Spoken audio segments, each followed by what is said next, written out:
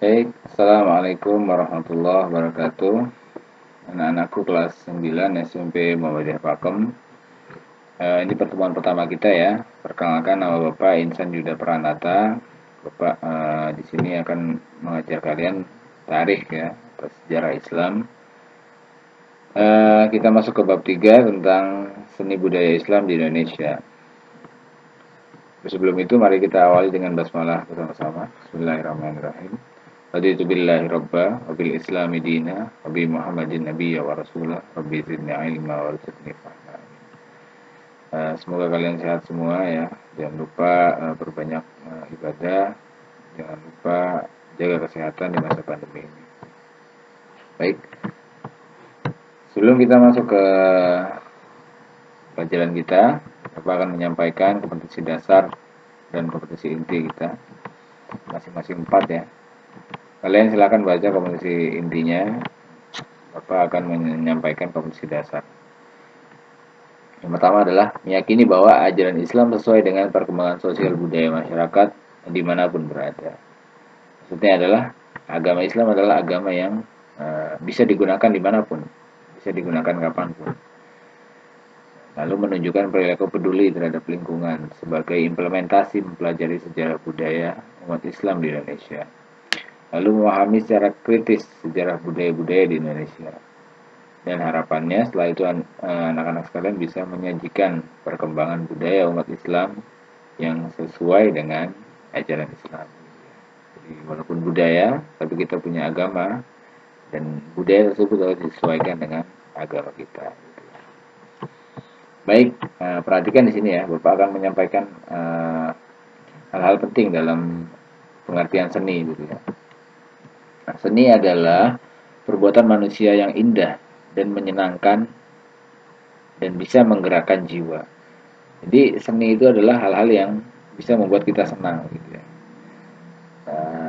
Seperti kita membunyikan, misalkan membunyikan gendang gitu ya. Harusnya kalau memang itu seni, itu harus bisa membuat kita senang gitu. Nah, seni itu ada dua fungsi. Yang pertama fungsi individu, yang kedua fungsi sosial. Fungsi individu apa? Fungsi yang bisa memuaskan diri kita sendiri gitu ya, tanpa ada orang lain. Misalkan kita suka musik gitu, suka musik kita dengarkan, ya kita senang, ya sudah itu cukup cukup untuk kita, fungsi individu. Lalu fungsi sosial itu ada hubungannya dengan hubungan antara manusia satu dengan manusia lain. Contohnya apa? Seorang apa namanya? Seorang penabuh gamelan itu menabuh gamelannya didengarkan orang lain dan orang lain suka. Itu adalah fungsi sosial. Atau acara-acara eh, acara-acara keislaman misalkan seperti hadroh, nasida, qasidah dan lain sebagainya. Itu fungsi sosial. Jadi yang mendengarkan juga ikut senang. Fungsi sosial. Lalu seni ini sebenarnya lahir dari perasaan jiwa manusia. Kita kalau punya perasaan atau punya sesuatu dalam hati kita, itu pasti nantinya akan diekspresikan gitu. Jika tidak diekspresikan, maka itu akan dibiarkan begitu saja dan tidak akan jadi apa-apa. Misalnya kita punya perasaan sedang sedih misalkan, kita biarkan begitu saja, ya sudah hilang gitu. Lain halnya apabila perasaan sedih itu diolah dan diekspresikan. Nah, diolah dan diekspresikan ini macam-macam. Ada yang dengan tangisan misalkan, orang sedih diekspresikan jadi akhirnya dia nangis. Lalu dengan tindakan, misalkan orang sedang jenuh ya, perasaan jiwanya sedang jenuh, akhirnya dia jalan-jalan gitu, dengan tindakan itu. Atau dia menghibur diri nonton TV gitu. Itu perasaan jiwa yang diekspresikan. Lalu ada juga yang sedang emosi, diekspresikan dengan amarah, marah-marah, di ngoceh-ngoceh dan lain sebagainya. Lalu yang akan kita bahas di sini adalah perasaan jiwa manusia yang diolah lalu diekspresikan menjadi sebuah seni. Ya. Jadi seni alurnya keluar dari situ. Dari perasaan jiwa manusia, lalu apabila tidak diapa-apakan, dia akan hilang begitu saja. Dan apabila diekspresikan, dia menghasilkan setidaknya ada 4 ini. Ini contohnya. Mungkin ada lebih dari 4, banyak, banyak. Kalian bisa sebutkan lagi. Nah, tapi di sini ada tangisan misalkan, tindakan dan amarah. Bisa jadi ada lagi misalkan memukul sesuatu karena dia mengekspresikan emosinya. Lalu yang akan kita bahas adalah seni. Nah, seni di sini ada berbagai macam juga. Yang pertama ada sastra, misalkan seni sastra, lalu kaligrafi, lalu seni rupa, seni arsitektur, dan seni musik. Nah, pengertiannya adalah seni musik ini adalah seni yang berhubungan dengan melodi dan ritme atau ketukan gitu ya. Jadi musik itu adalah melodi yang teratur. Kalau kita main piano tidak teratur, asal pencet, itu bukan musik namanya. Karena nggak enak didengar gitu ya. Tapi kalau dengan nada, dengan ketukan yang benar, itulah seni musik. Lalu seni arsitektur apa?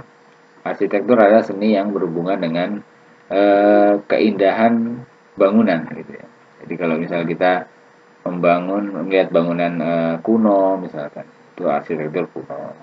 Melihat bangunan masjid yang indah, itu arsitektur masjid, arsitektur Islam, dan lain sebagainya. Intinya arsitektur adalah seni bangunan gitu ya. Lalu seni rupa. Seni rupa ini yang bisa terlihat, seperti lukisan gitu ya, atau melipat kertas dan lain sebagainya.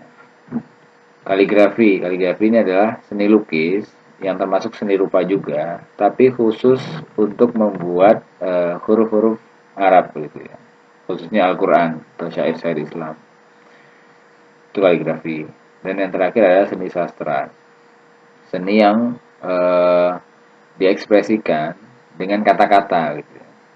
Entah itu tulisan sebagai puisi atau kata-kata syair gitu ya, atau sajak gitu ya, itu sastra maksudnya.